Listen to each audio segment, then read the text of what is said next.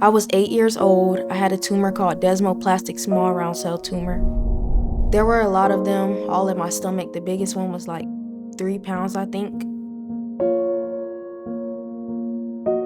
I was diagnosed with my brain tumor at 10 months old.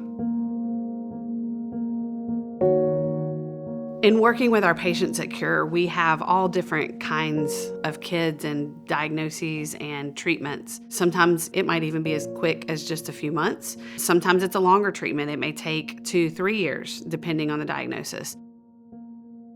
I've been dealing with it for 8 years, but it's been on and off. But I feel like it really hasn't been on and off because even when I don't have it, I'm still dealing with the side effects and going to my doctor's appointments. Throughout those gaps, I was still taking the medicines and going to the doctors, and it's the same effect as having it. When we were first diagnosed, our oncologist said, this is a slow-growing tumor, and we watch and we wait right now. Chloe was 10 months old, and we were very blessed. We got almost a year and a half of complete stability, and we had actually pushed out her scans from 3 months a little bit longer. And that first little bit longer scan, her tumor had almost doubled in size. So within a week and a half, we had port, and a couple of days later, we were starting chemo for the first time. Sometimes we have kids who they start off with a clear protocol, but their cancer is very stubborn.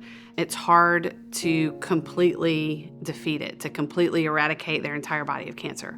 That's the case with Chloe and with Neveah. Growing up with cancer has been really hard. It definitely changed me as a person. Sometimes I wish it never happened because my peers and the people around me, when I was younger, they didn't really understand what it was like to be me.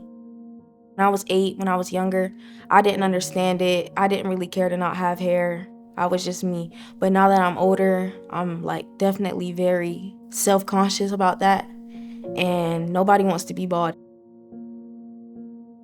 The hardest thing for Chloe mentally this year was she lost her hair for the very first time this year.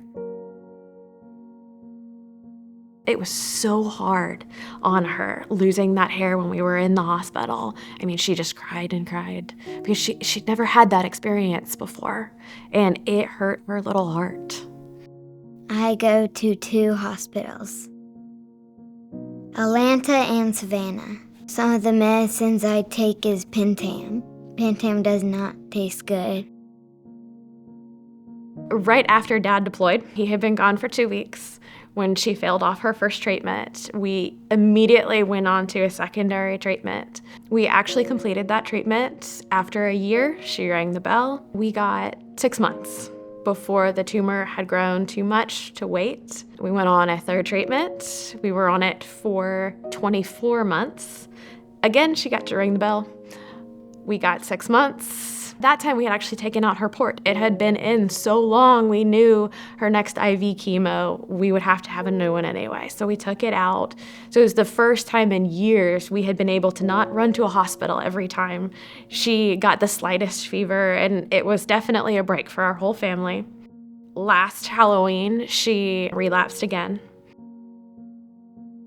I feel like the treatments are worse than the cancer itself. They made me very sick. I would never forget those nights where I couldn't even sleep because I was throwing up every 15 minutes. Cure's mission is to conquer childhood cancer through funding targeted research and supporting patients and their families. We work behind the scenes to improve treatment and ultimately to cure childhood cancer, just as our name says. And we work with patients and families throughout their journey with pediatric cancer.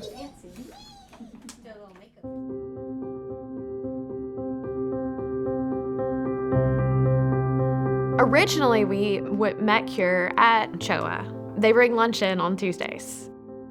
Cure was definitely very helpful throughout my treatment.